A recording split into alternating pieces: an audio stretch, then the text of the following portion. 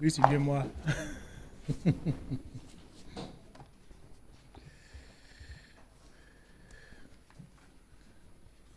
Te portes-tu bien, mon frère, ma soeur? Vous avez peur maintenant de mes questions, hein?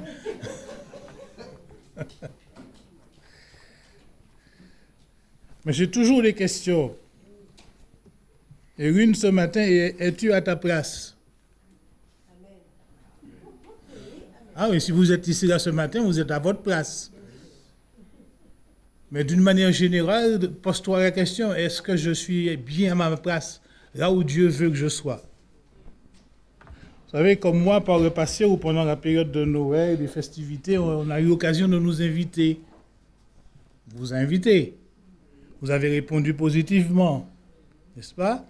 Mais on est allé juste pour la forme des fois, on se dit à 23 heures, je rentre chez moi. Hein, parce que c'est pas trop mon milieu. Et puis on se dit à minuit, je suis encore là. À 3 heures du matin, je suis encore là. Et puis je dis, qu'est-ce que je fais là? C'est pas ma place. Vous êtes déjà arrivé. Au travail, à l'école, dans toutes sortes d'invitations, on se dit, mais bon, est-ce que je suis bien là où il faut que je sois? Comprenons le sens de la question, parce qu'en tant que chrétien, il nous arrive de nous engager dans des milieux, et puis un peu comme Dieu disait à Élie, Élie, qu'est-ce que tu fais ici? Alors que tu dois être là, Élie. Et par 3 fois, Dieu dit à Élie, le prophète, hein, qu'est-ce que tu fais ici? Souvent, nous nous disons, mais qu'est-ce que je fais là? Mais je n'arrive pas à m'en sortir parce que je suis comme figé. Suis-je à la bonne place? Et c'est vrai qu'on ne peut pas vivre sans compromis dans ce monde, ici-bas. On a des familles, on a des amis, on a des collègues, et puis on nous invite, et puis on se dit, ouais, mais à chaque fois je dis non, c'est pas bien. Donc on fait l'effort, tout en sachant que c'est pas mon milieu. Chaque début d'année, on se fixe des objectifs, on prend des décisions, on se fixe des défis à relever. En Angleterre, aux États-Unis, on parle de challenge, mais on n'arrive jamais au bout. Pourquoi? Je commence bien l'année, et puis en chemin, je m'arrête. Est-ce qu'un manque de temps ou bien un manque de volonté? Je vous invite à lire et à survoler, parce que là, on va aller très vite avec l'histoire de Lot. Connaissez-vous Lot? Alors, certains endroits, on dit l'eau, mais c'est Lot. Je prononce Lot comme ça. Genèse, fin Genèse, chapitre 11. Fin du chapitre 11 de Genèse, pardon. On connaît souvent Lot. On sait qu'il est le neveu d'Abraham, mais on ne sait pas qu'il est le petit-fils de Terah. Terah, c'était le papa d'Abraham. Vous savez où se trouve Genèse au moins? Que j'entends encore les feuilles tourner.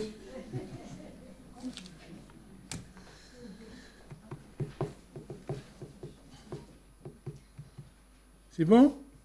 Genèse 11, 31. Terah prit son fils Abraham, son petit-fils Lot,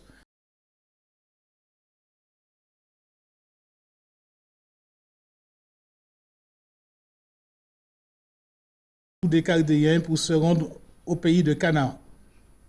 Ils arrivèrent à Haran et ils y habitèrent.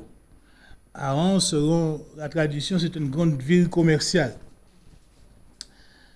À partir du verset 12, chapitre 12, verset 1, Dieu demande à Abraham de quitter Ur en Chaldée pour aller ailleurs.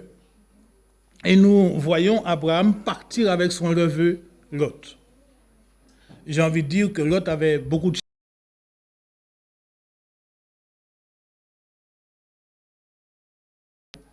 Mais à chaque fois, il est attaché, soit au grand-père, soit à l'oncle. On aurait pu remettre dans une maison, comment dire, cas social, et puis on se débarrasse parce que c'est un poids lourd. Mais il est attaché.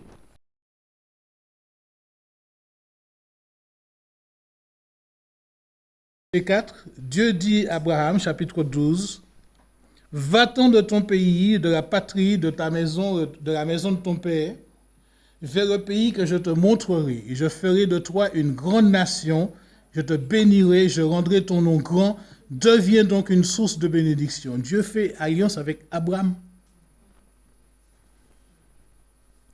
Et Abraham partit, verset 4, comme l'Éternel le lui avait dit, et l'autre partit avec lui. Bien-aimés, quand Dieu nous appelle, ne nous chargeons pas de X, Y, Z. Allons avec moi. Dieu t'a appelé toi.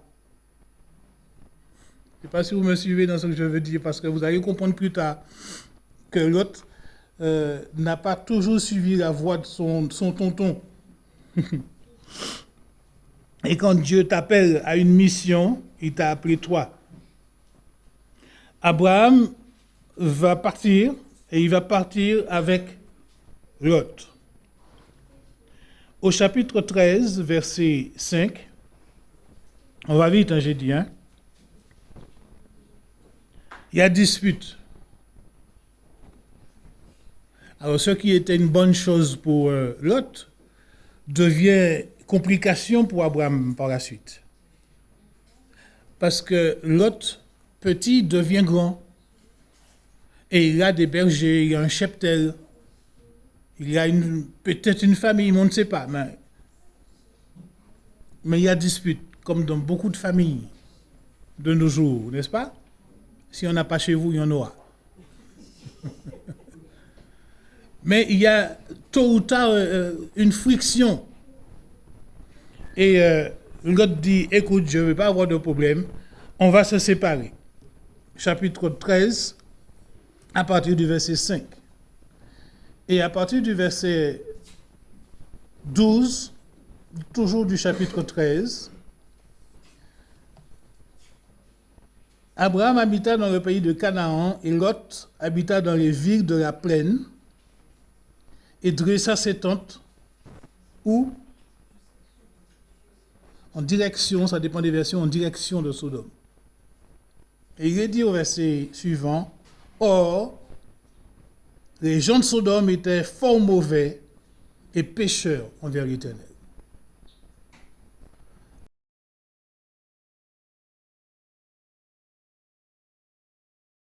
Direction de Sodome, les gens de Sodome étaient fort mauvais et pécheurs. Il me dit, mais on est tous pécheurs. Et vous savez, vous passez de quartier en quartier, on dit, ah, les gens là, ils sont mauvais. Et comment étaient ceux qui, là où tu venais? Ils étaient aussi mauvais. Donc, partout, on est mauvais. Chapitre 14, je suis ouvert, hein? Sodome et Gomorrhe étaient deux villes, j'ai envie de dire, qui s'imbriquaient l'une dans l'autre, et par leur proximité, et certainement qu'il y avait un business commun. Parce qu'on parle de Sodome et on parle de Gomorrhe. Deux villes. Et au verset 21, on voit le roi de Sodome qui apparaît à Abraham. Vous allez chercher l'explication parce que je ne l'ai pas. Il dit, donne-moi les personnes, verset 21, donne-moi les personnes et prends pour toi les biens. Abraham répondit au roi de Sodome, je lève la main vers l'Éternel, le Dieu très haut, maître du ciel et de la terre, je ne prendrai rien de tout ce qui est à toi, pas même un fil, ni une bride de sandales pour que tu ne puisses pas dire j'ai enrichi Abraham. C'est de dire pas de compromis, pas de sous-table, pas de pot de vin, rien, niet, nada. Pas de compromis. Et ça aussi, nous devons apprendre à dire non. Est-ce qu'il nous arrive facilement de dire non? Oui, je ne veux pas le blesser, et puis il me regarde, et puis on me connaît, et puis j'ai déjà parlé de l'évangile, donc si je dis non, niet c'est niet. Pas de compromis. Allô? C'est pas facile. Mais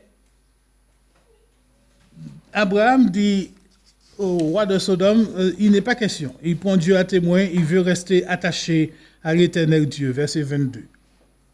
Et cela devrait être pour nous un leitmotiv, quelque chose qui nous galvanise tous les jours, rester attaché à Dieu, quelles que soient les circonstances.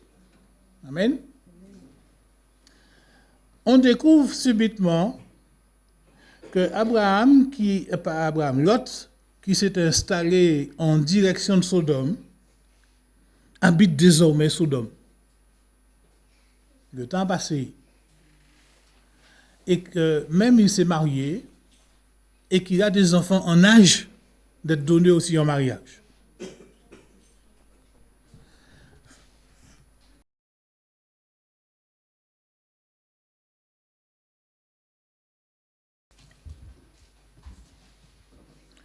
Nous arrivons progressivement dans ce que j'appelle le non même, le cœur même de la situation.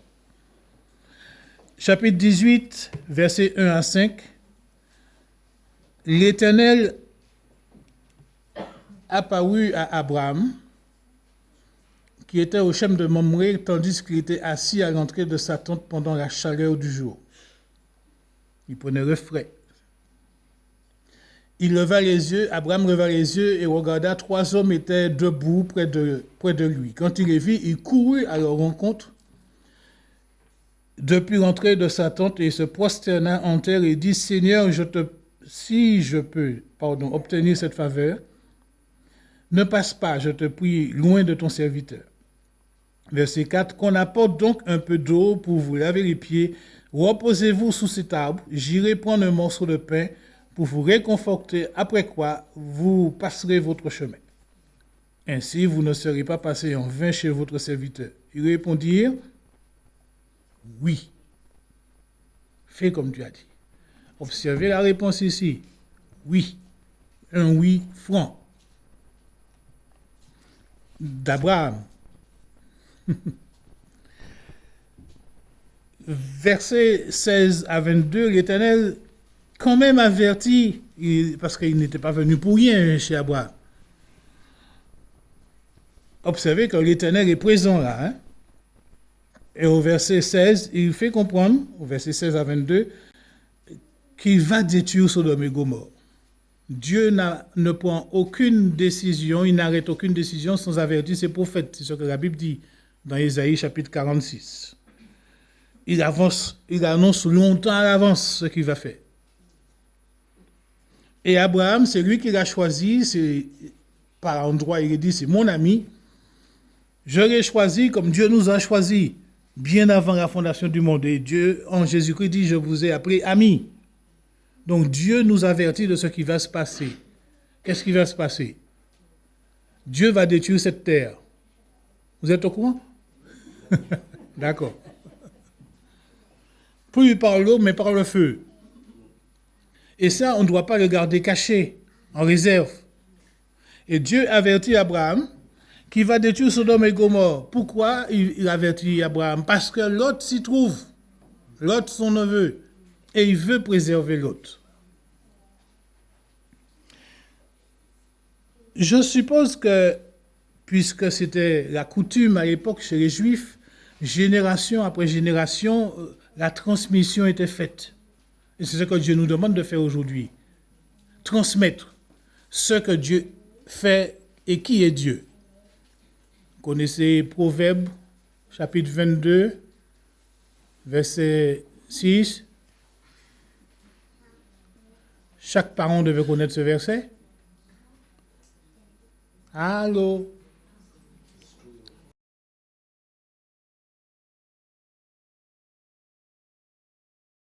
Assez. Instruire l'enfant sur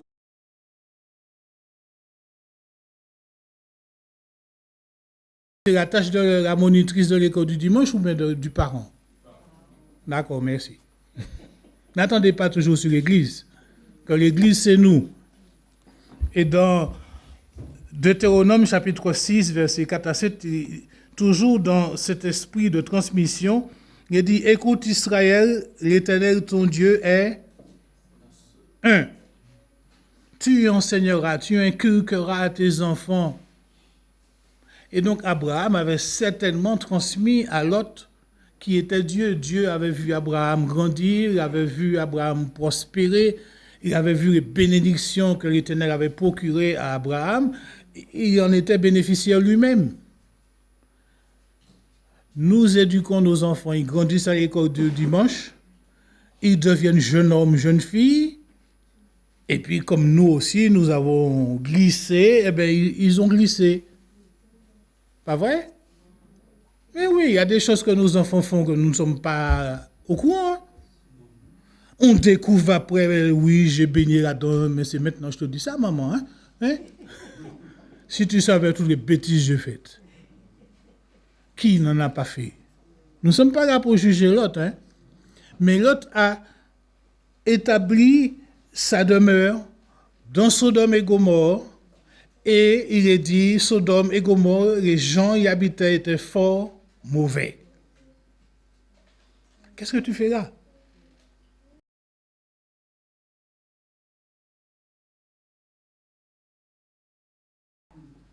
Est-ce que ton seul objectif, c'est de l'amener à Christ? Ou bien c'est mon ami, il n'est pas méchant, hein? Vous savez, tout ce qui se passe aujourd'hui, c'est que les parents pleurent de plus en plus leurs enfants. J'ai envie de dire mort-nés trop tôt. Ils les voient grandir. Ils ne les voient pas prendre position pour Christ. Ils les voient partir en vrille. Et puis, hélas, mourir prématurément. Une douleur pour les mamans. Pour les papas aussi. Mais Abraham n'a pas, j'ai envie de dire, veillé à avertir peut-être l'autre, ou bien il a averti, mais l'autre a fait à sa tête. Et quand vous regardez la suite du texte,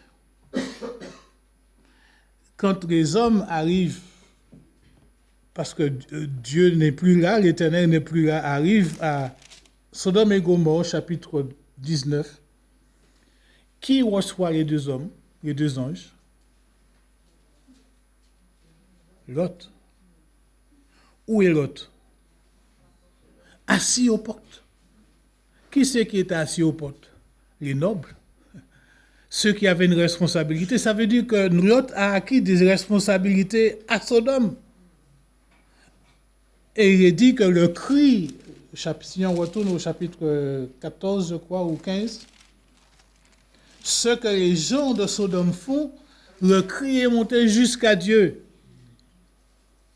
Dieu voit, Dieu sait, Dieu entend quand ses enfants subissent l'injustice ici-bas. Allô? Dieu voit, Dieu sait, Dieu entend. Il agit en son temps.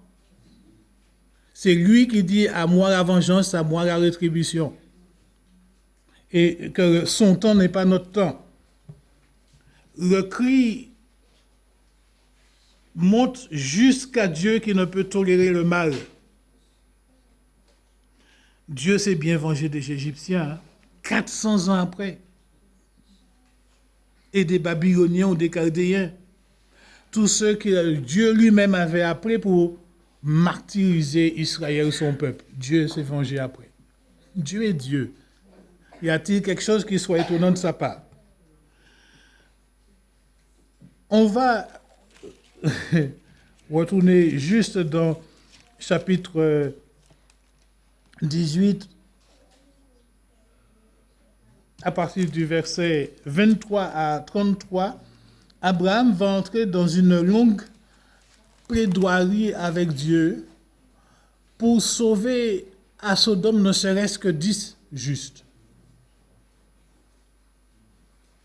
Et si tu trouves 10, et si tu trouves 40, et si tu trouves 30, et si tu trouves 50, Dieu dit, ok, dans sa grande miséricorde, Dieu est toujours prêt à faire grâce. N'est-ce pas? Est-ce qu'il faut pousser le bouchon quand même jusqu'au bout pour que Dieu nous fasse grâce? Ce n'est pas une raison. Mais tous nous passons par là, n'est-ce pas? Dieu veut nous épargner.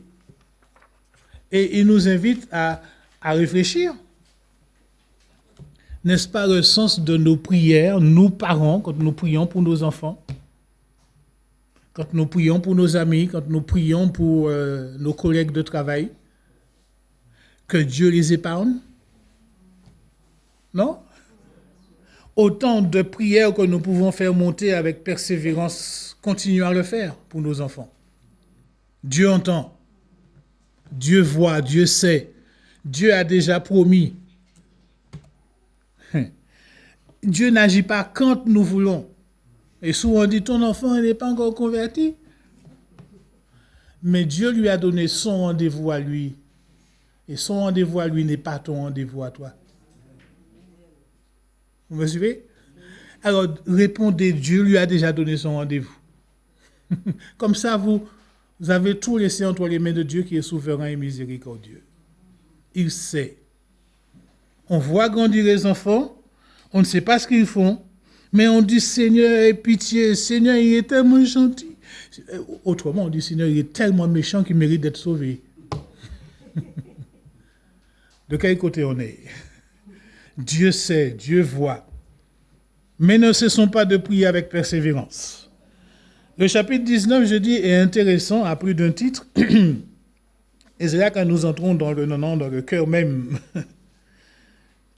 Sodome est mauvais par les habitants qui sont là. Et Lot, il est comme assis comme un notable aux portes de Sodome. Et c'est lui qui accueille les deux anges.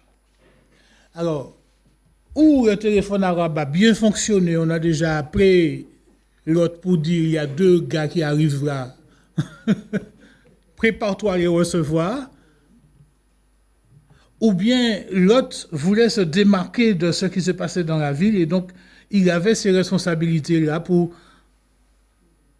un peu, parce qu'on peut faire semblant des fois. Hein. On dit je suis là mais je ne suis pas là. Je suis là mais je ne participe pas. Mais mes oreilles entendent. Et mes deux pieds battent le rythme, la musique. Je suis là sans être là. Vous me suivez? Mais oui. Lot est assis et il n'interdit pas aux hommes d'entrer dans Sodome. Il ne les conseille pas non plus. Il sait. Il dit, ici, c'est pas bon, c'est pas un endroit pour rester. Il dit, venez chez moi. Et il les supplie. Lisez le texte. Par 3 fois, il supplie les hommes de rentrer chez lui. N'allez pas dans cette ville la nuit, tous les chats sont gris. Vous allez laisser la vie.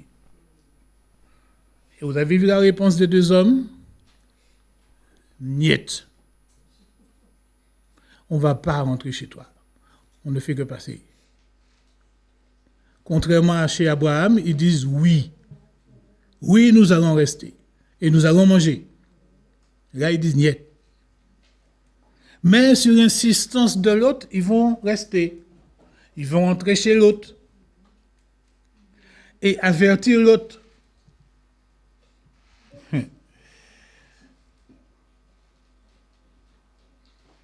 Verset 3 de notre texte, l'autre ne comprend pas la résistance des deux hommes quand ils disent non, nous ne voulons pas. Et il fait tout pour leur éviter un scandale. Parce qu'il sait que cette ville-là est dépravée, débauchée. Et si vous savez ça, vous allez éviter à vos enfants d'aller là, de fréquenter un tel, n'est-ce pas? En principe, hein? Même si l'enfant ne comprend pas. Mais oui, c'est mon ami, il n'est pas méchant, et puis voilà. Et ce qui devait arriver arriva. Les hommes étaient à peine entrés chez Lot que la situation s'est dégradée à l'extérieur. La pression est montée à une telle intensité que Lot ne savait plus sur quel pied danser. Et on n'a pas toujours la réponse dans ces situations-là. On n'est pas là pour juger Lot. Lot ne fait pas le poids. Et il n'a aucune solution, aucune autorité. Et verset 7, il essaye même de dire mes frères. Ce sont tes frères? Il appelle les gens de Sodome mes frères. Ça veut dire qu'il fait corps avec. Ne faites pas le mal. Et regardez comment il répond. Tu es un étranger, dégage. Sinon, il va t'arriver du monde. Dégage. Nous voulons ces hommes-là. Et l'autre trouve une solution, je dirais, un petit peu farfelue. Il propose ses filles encore vierges plutôt que d'offrir les hommes. Vous auriez fait ça, vous, parents? Allô? Mais il est sans réponse, il est sans solution. On n'est pas là pour le juger, mais il a essayé.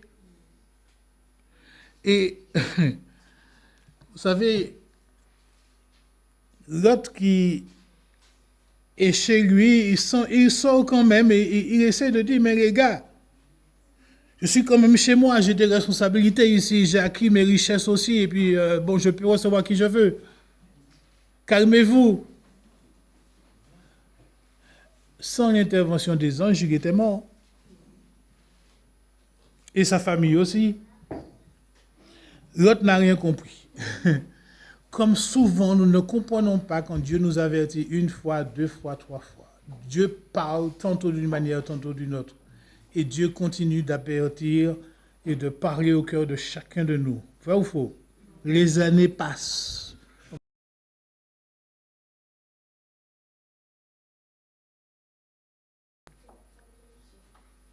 Et on fait comme si on n'entend pas. On est plus près du retour du Christ qu'hier ou avant-hier. Et notre mission est de transmettre à ceux qui nous entourent. Il y a un jugement à venir. Le cœur même de ce texte, de cette histoire, c'est au verset 14. Quand l'autre dit à ses gendres ou futurs gendres, parce qu'ils ne sont pas mariés en fait, quand on regarde bien, sortez de là parce que Dieu va détruire Sodome et Gomorrhe. Dieu va détruire la ville. Vous avez vu la réponse des gendres? T'es sérieux là? Mais c'est ça, hein? Il le prit pour un plaisantin. Est-ce que les gens de notre entourage nous prennent pour des plaisantins quand nous annonçons l'évangile? Allô? Quand il nous arrive de dire que Dieu les aime, malgré leurs péchés, et que Dieu va détruire ce monde qui est réservé pour le feu, pour la ruine éternelle, est-ce qu'ils nous prennent pour des plaisantins? Alors que nous vivons avec eux et que nous n'avons jamais rien dit. Il dit, t'es comique, toi.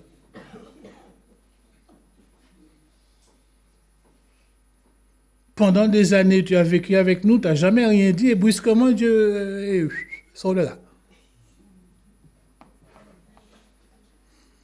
Et c'est là que je me dis, est-ce que Dieu lui-même ne nous prend pas aussi pour des plaisantins?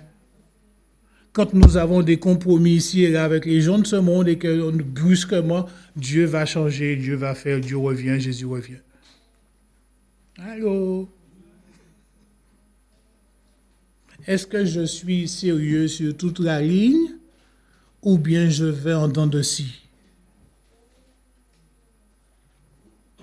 Vous allez me dire, on n'a pas le choix.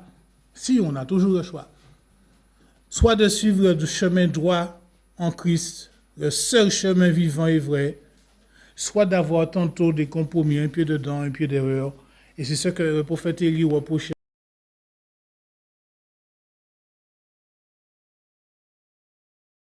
Il faut choisir et faire le bon choix. Le proverbe dit qu'il n'y a pas plus aveugle que celui qui veut pas voir. Vous connaissez l'histoire de la grenouille qu'on jette dans l'eau chaude depuis... Qu'est-ce qu'elle fait? Elle dit, oh, c'est chaud. Non, vous ne connaissez pas l'histoire? On jette la grenouille dans l'eau chaude, elle s'échappe aussitôt. Mais si vous allumez le feu et puis la grenouille, elle prend petit à petit, elle est grillée, elle est cuite. Vous voulez faire l'expérience? Rentrez chez vous, faites ça. N'allez surtout pas faire ça. Mais on n'est pas là pour juger l'autre. L'autre est de la même nature que nous. Et il nous arrive de commettre les mêmes erreurs.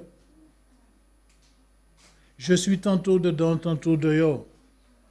Et mon cœur a tellement de privilèges d'avoir réseaux sociaux, TikTok, Instagram, et puis tout ce que vous voulez, télé-réalité, qu'on passe beaucoup plus de temps là que lire la Bible, la parole de Dieu.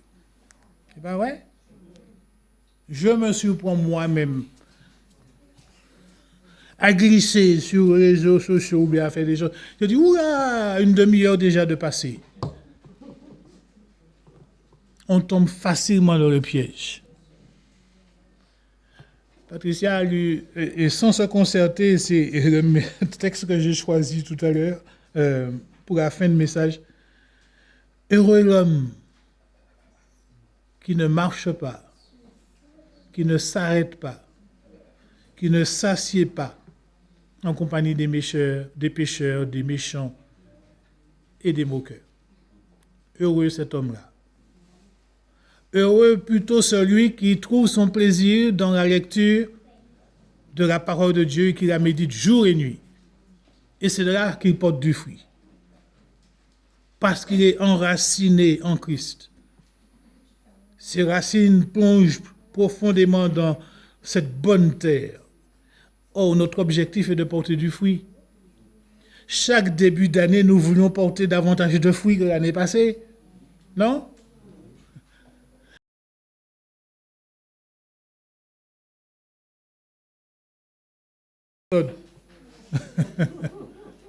Mais on se dit, mais c'est Dieu qui fait croître.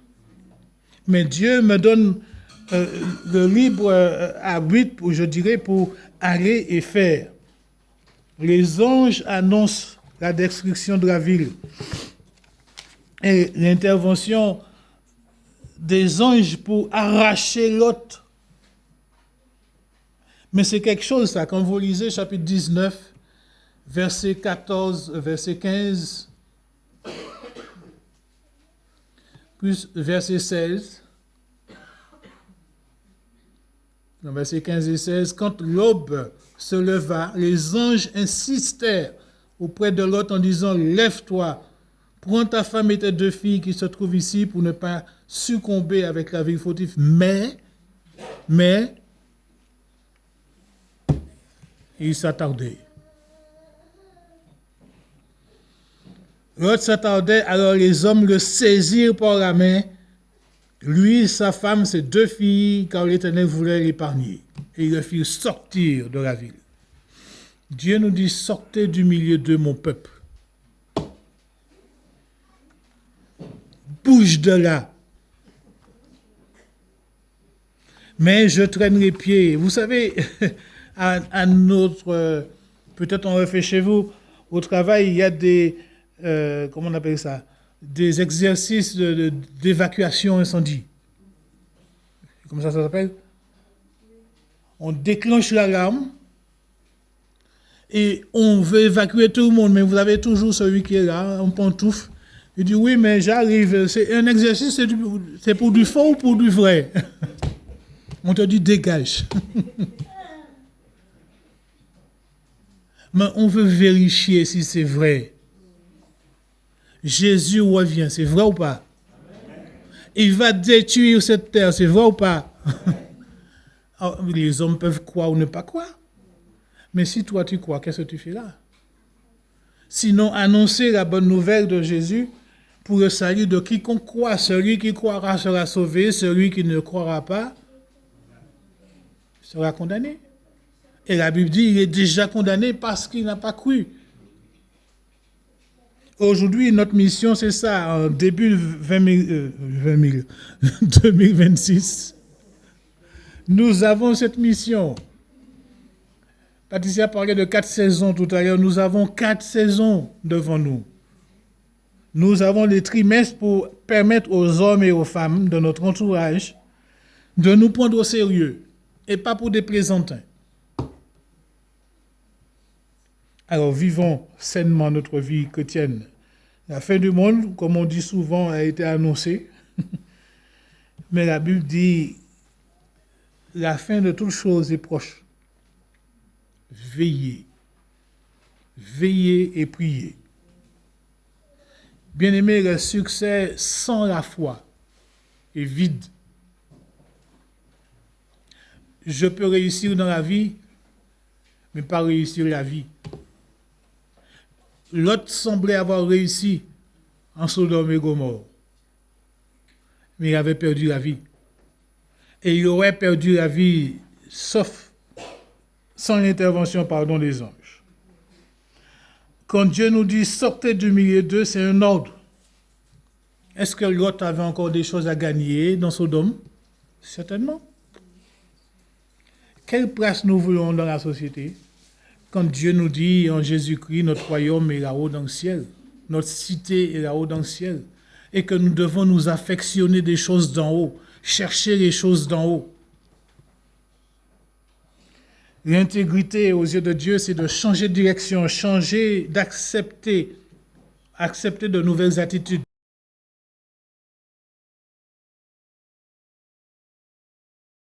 À ta place, là où tu es. Et quand on regarde bien, souvent on se dit, oui, je suis là, mais je ne fais rien. Je ne dis rien. Donc tu n'es pas à ta place. Parce que si tu es là comme missionnaire, si tu es là comme ambassadeur, tu dois parler. Me suivez? En principe. Tu dois dire, Lot ne cherche pas à fuir Sodome et il n'avertit personne. Si bien qu'on répond pour un plaisantin, un comique. Tu n'es pas sérieux là. Mais aujourd'hui, plus que jamais, nous devons trouver notre identité. Et c'est ça le problème de l'autre. Il ne sait pas qui il est, il ne sait pas où il est. Est-ce que toi, en tant que chrétien, tu connais ton identité en Christ? Si tu n'as pas d'identité, tu n'es nulle part. Que faisons-nous du message que nous avons reçu? Aller par tout le monde et prêcher la bonne nouvelle. Celui qui croira sera sauvé.